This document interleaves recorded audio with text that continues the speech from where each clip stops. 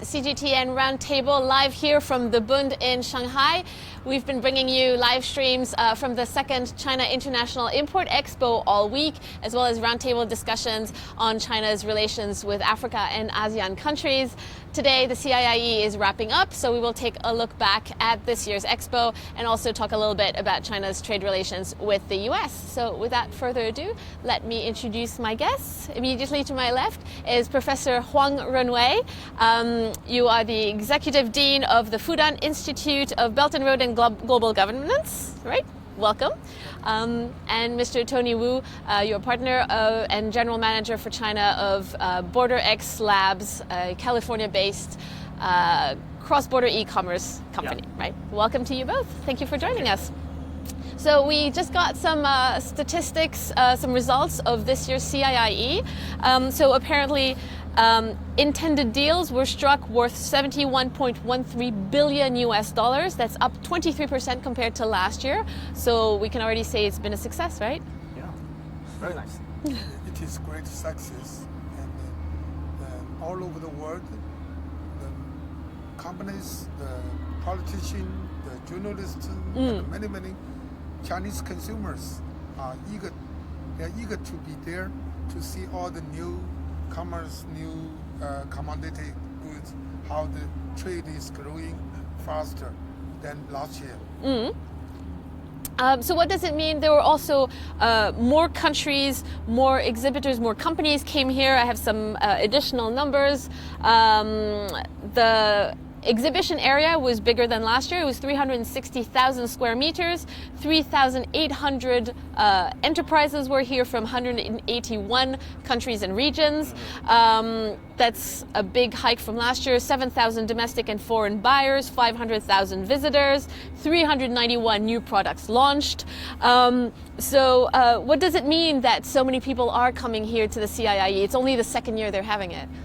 It shows Shanghai, China is so big, so great a market, can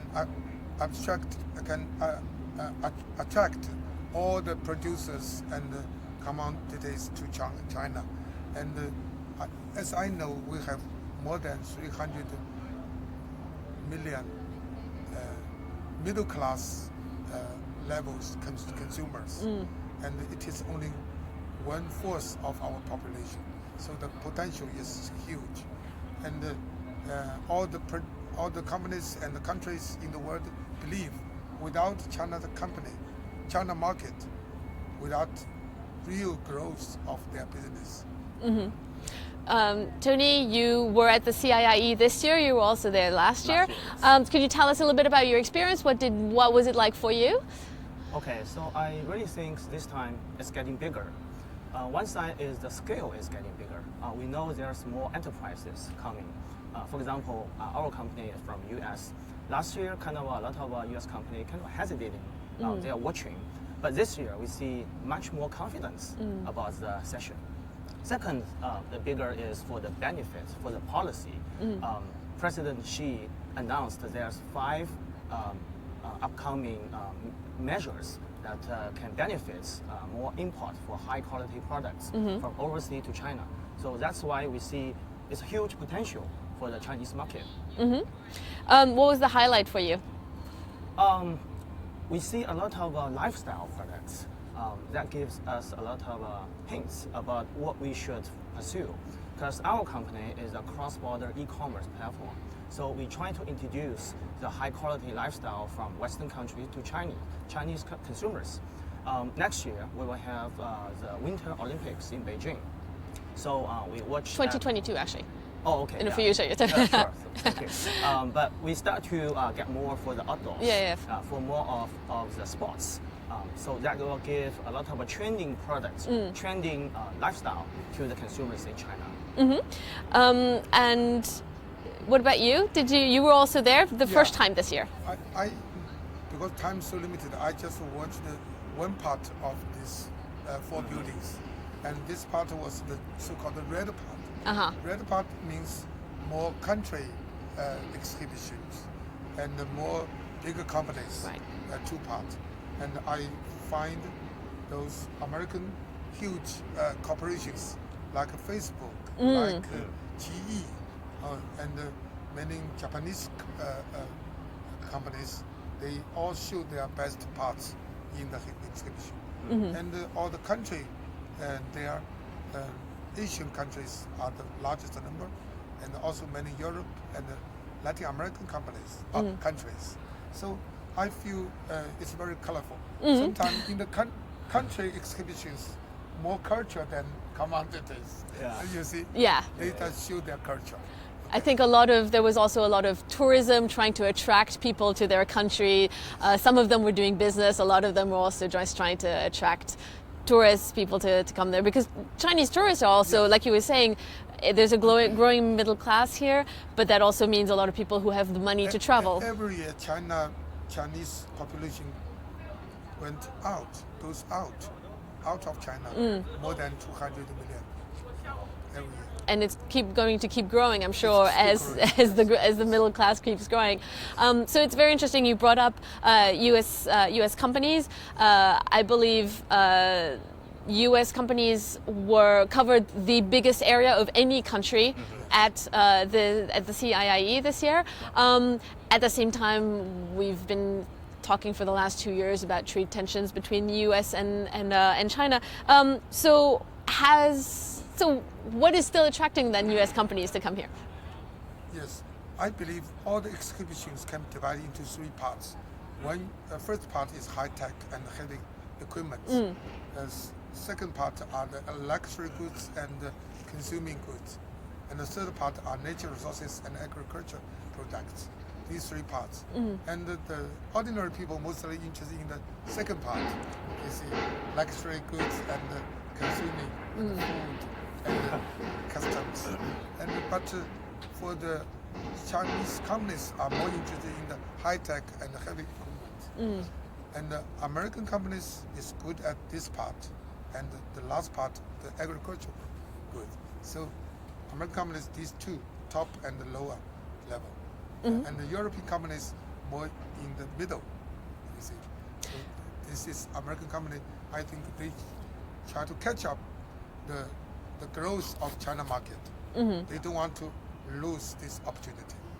So it is kind of interesting that on the one hand, one might say that at a political level there is this tension, but then clearly companies are still coming here. There's, I think, 192 U.S. companies who are at the CIIE this year. Yeah, sure. Like our company, we are in the cross-border e-commerce industry, so we really take the global trade very important. So for the last 3 years, we keep watching the U.S. and China trade relationship. Every day, there's some news, good news or bad news. The one positive thing we see, the Chinese government actually increase the individual order up limit and for the annual up limit for Chinese consumer to purchase overseas. So we see it's a good attitude that Chinese government want to encourage more import into China, more high quality product introduced to Chinese consumers. But there's also some negative thing, like the U.S. government and the Chinese government, they increase the postal service fee for postal channel. So that will increase the cost for logistic shipping if they use the postal channel. But as a startup, we deal with uncertainty every day. So far we are doing fine and continue to grow. Like you said, you're doing cross-border e-commerce. What are some of the products that you see Chinese consumers especially interested in from the U.S.? Many. Of course, many actually are produced in China, but with very high quality. Okay, so we see outdoors, the sports products, some makeups, like the lady love the eyeshadows, like the lipsticks. And also mother and baby nutrition. Those are all very popular and welcomed in China. I think for 1.5 years, we have been engaged in some kind of trade war with U.S. Like you said, many people feel uncertain about the future. But recently, China-U.S. government, both sides move closer to each other and closer to a compromise to have a deal of trade agreement. I think it is much more promising, and both sides want to stop this kind of trade war and make a new balance of the bilateral trade. So this information, this message already received by those American enterprises. So this is also where they are more confident than last year to come to the Shanghai Import Expo. And I think even in high-tech areas, these fields, many companies still working with like Huawei, supply these chips and other softwares. So this integration cannot be cut, cannot be stopped. This is globalization. China market, US market already linked with each other. If you cut any side, the other, both sides will lose. No one will win. So we feel a little bit more optimistic now. It's true. I mean, in every single hall, like you were saying, there were I think 7 or 8 different halls. There's lifestyle, there's sci-tech, equipment, food, and everything. And in every single hall, there were U.S. companies, and there were big U.S. companies, not just like a few small ones, but like you said, there was Facebook, there's Ford, there's GE, there's GM, there's so many others. So clearly, big U.S. companies are still very interested in the Chinese market. Sometimes even those state government, they are more active than federal government. So state of California, they directly signed agreement with Chinese government. It's not the same level, but they signed agreement already. That's true. Like California had its own booth. There were the big national booths, and then California had its own one, so, which I thought was also very, very amusing. So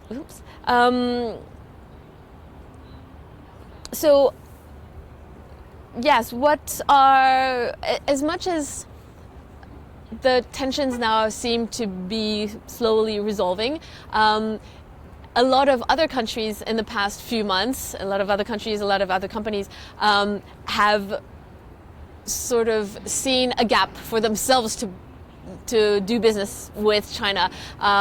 Is that going to continue, do you think? Is that one of the reasons why a lot of them came to the CIIE? Yeah.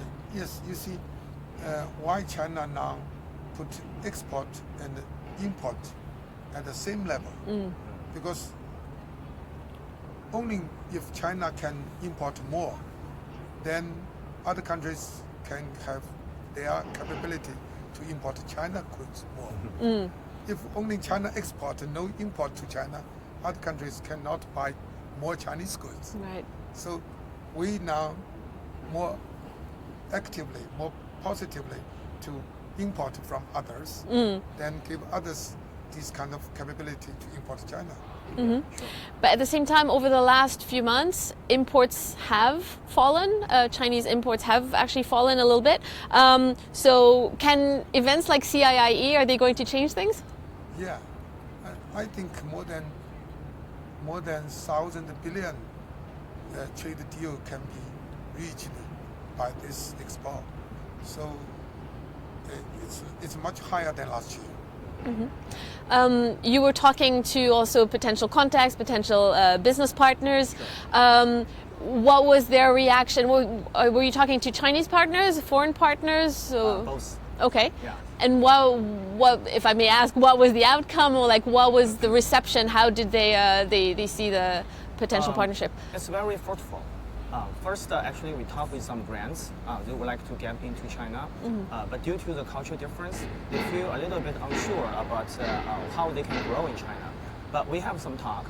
We can introduce some cross-border marketing, localized content, and also international payment solution for those kind of companies. So CIIE is a great platform, but innovation and the product can also help to get the sales in China getting bigger. You've touched on the tensions possibly resolving themselves. Do you think this is still a preliminary deal between China and the U.S.? It's not yet signed, but it looks like we're going that direction. Do you think this will be resolved soon? Yeah, this is still the so-called partially agreement or first stage agreement. But I think the first stage agreement agreement almost solved more than 80% differences, and another 20% will be left for the second stage. However, I think U.S. should catch up because European competitors are very strongly push their companies into China, like France. You see, Macron, President of France, is in Shanghai, and he led a big delegation. He wants to sell more Airbus to China and others. So U.S. cannot wait. You see, it's really serious competition between U.S., Europe, and Japan. So I think the U.S. Can move on beyond this trade agreement only in first stage. Now it should move to second stage. Okay, but do you think then that it's going to have more competition from countries like France, from Germany that also had a lot of companies here who maybe have seen that it used to be always a big trade relationship between US and China, but now Europe is also a huge trading partner. Do you think that they're going to push a little bit more to maybe replace the US? They cannot replace, but if US just stay there and use unilateral protectionist policy, it will delay their competition and make the less opportunity in China. So I hope this can be passed very soon. I agree. I think if U.S. companies and also U.S. government do not catch up, I think the market share will get some boost. So a lot of other countries, like the European countries, and also a lot of European merchants, brands, would like to get into China, get more sales, more GMV from the Chinese market. So U.S. companies need to work hard. How soon do you think one might see a change in the? How soon will this be resolved with the U.S.? Do you have a timeline? Yeah, this is the year. The coming year will be the presidential campaign. So any administration should stable their economy, then can get more vote. You see, if the trade war still going on, the economic situation is so unstable in U.S., the stock market up and downs, the vote will go. So these things should put together. China trade with U.S. presidential campaign and the stock market. So by November next year, when the U.S. goes into a presidential election again, you think that hopefully it will be resolved? The people, they know what is the best for them. So looking ahead, because we already know that there is going to be a third CIIE next November. Apparently 230 companies have already signed up. So this one is just about closing and people are already looking forward to next year. So can we expect, do you expect US companies to still be as interested, or do you expect maybe other European, South American to be pushing harder? Yeah, I read some high-level officials in U.S. said we do not want to do any kind of decoupling. Okay, and we don't want to push any side to choose one side. Okay, these words are better, and it is true. No one can stop our economic relationship and market integration, and I think still there are some barriers, some difficulties, but sooner or later we can solve it. Yeah. So those American companies, they know what they should do. They cannot wait. So I think they put their future in Shanghai Expo. Okay, not say today. Today is past. Next year or next few years, they are looking forward. Yeah, sure. And even beyond the expo, I mean, Tesla has opened also a factory here in Shanghai. A lot of other companies are also doing more business. So it's not just limited to the expo. We're seeing also more concrete. Yeah, more Examples. business already happening. Talking about Lingang, actually our company also set up organization in Lingang. So that will help us to continue to grow the business in China. As a cross-border e-commerce, we are a true believer of global trade. That will help Chinese customers to get more high-quality products from all other countries. So next year, 2020, the overall cross-border e-commerce for B2C will get a $900 billion US market. That's huge. So we have confidence. So next year we will come back again for the CIIE. Okay, so you're one of the 230 countries that have already signed up already. Do you, just going back to the CIIE, just in general, what are some of the areas that you think it's having the most success? Is it lifestyle, manufacturing? What is an area that you think is doing lifestyle, definitely very successful. And we also think the services getting better. As the e-commerce platform, we care about the logistic partners. So not only getting from Western country to China, but also go globally. Actually, we get some partners talking about Australia, Middle East, Southeast of Asia, Latin America, everything. So using China as a hub, because China now is leading the global trade and kind of to encourage people continue to be open. So this is we see the very nice future. I believe China is adopting a new opening strategy, a new opening up. This new opening up can be composed of several parts. One is import strategy, like Shanghai Expo. Second is FTA. In Shanghai, in many other provinces, the negative list will be shorter and shorter.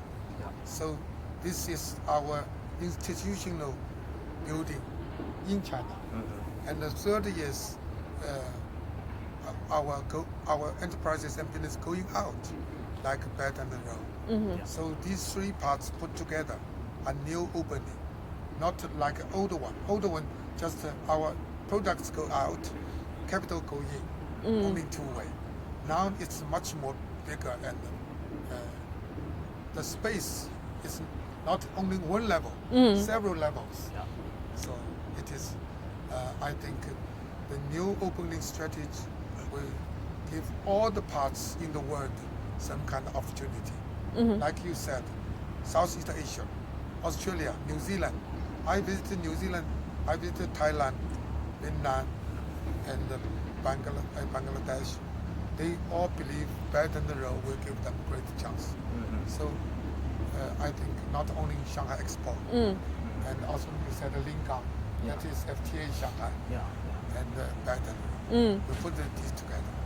I think that's a very good point. It was something, as much as we talked about U.S. companies today, that was about the theme of our roundtable, but walking around the different halls at CIIE, there's really every country from every region in the world. There are big countries, there's the U.S., there's France and Germany, and then there's small Pacific islands who are selling their mineral water, or the Belarus is selling nuts, or you've got really a bit of everything, and it seems that everybody is interested in selling to China. Obviously, 1.4 billion people that you can sell to is a big market, and also every area. It's not just, but they're targeting a growing middle class, but there's really every area. They're targeting industry, people in industry, and luxury, middle class, every level, right? Yes. What was another thing? So again, sorry, I've lost my train of thought. So what was, you said that you walked around the country pavilions and the lifestyle? Yes. No. The big companies and the countries. Okay, all right. What about you? Did you get to tour the entire? It's very big. Yeah. So I visited 3 pavilions. Lifestyle is one of the key points. I spend a lot of time. And also the services, logistics service, financial services, those kind of things we feel very interested in. Obviously, it is mostly a trade fair. A lot of buyers were there, a lot of professionals. But and last year it was only open to professionals. This year they're going to open it to the public for a few days. Yeah, the Shanghai local citizens, they are very eager to join to see the exhibition, but they have little possibility because they should sign, they should register in the network, in the computer. And 2 months earlier, already full. Right. They cannot get any more quota. So many people asked me, say, can you find any chance let me come to the exhibition? Yeah. I have only one ticket for myself. So in Chinese called 一票难求. That was one ticket is very hard to get. Yeah. But clearly there's a big demand if people are asking you for your ticket everywhere. I mean, at the end of the day, there were big crowds coming out. We saw there's a very big interest. So some people said you get so big an expo only 1 week. It's too late, too short. Yeah. But you see, many companies come to Shanghai, they cannot stay 1 month. That's true. You see, so 1 month is too long, 1 week is too short. But I'm sure some companies would also love to actually be able to sell directly to people and not just sort of be putting out their product and saying, Sure. buy from us in the future, but they would like So to. Shanghai now put some branches of this expo in several other districts around the Hongqiao. So they can put their products in the branches all the year round. So it's called import exhibition outside of expo. You were there already last year. Did you see any big changes this year already, except for the fact that there were so many more people, a bigger size? Agree with the professor. Actually, I see not only bigger for the exhibition itself, I think it's bigger understanding.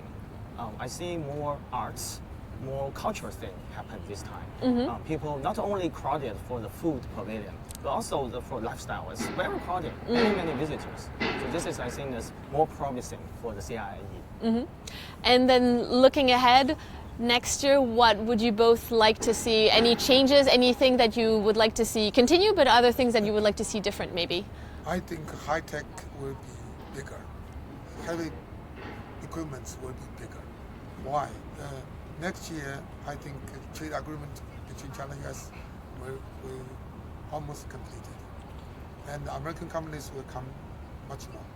Like a Belt and Road, we should give more opportunity to U.S. companies, like Caterpillar. It is the largest one for the equipment of infrastructure. Yeah. But now they have little chance. So next year, maybe Caterpillar will be the biggest one in the expo. Already this year, they had a pretty big stall, I noticed. You're right. What about you? What do you see for next year? Definitely new technologies. For example, for the e-commerce, right now we have the mobile app, right? So we are thinking about more artificial intelligence, more AI next year, helping people to experience the real shopping experience in US or in Europe. People can walk in some pavilion and make sure they feel very comfortable and start to pick up things and then click button and order and ship to the home in Shanghai. I think AI will be bigger next year because China will use more and more AI in every field. So any country produce AI can sell their best parts in China. So AI, if say 5 years later, we can see everywhere in Shanghai. I think definitely there is room for growth even at CIIE. We saw already huge growth from the first edition last year that was already massive for the first edition to the second edition, even bigger next year, even bigger, right? Yeah, and nicer. Great. Well, I think we're going to end on this. Looking forward to next year, and I hope you will join us then. That was our last live stream from the China International Import Expo here in Shanghai. But we will definitely be back next year, and in the meantime, we'll have lots of other live streams and other things on offer on our different platforms for CGTN. So stay tuned. In the meantime, we're going to enjoy the evening here in Shanghai. Thanks for watching.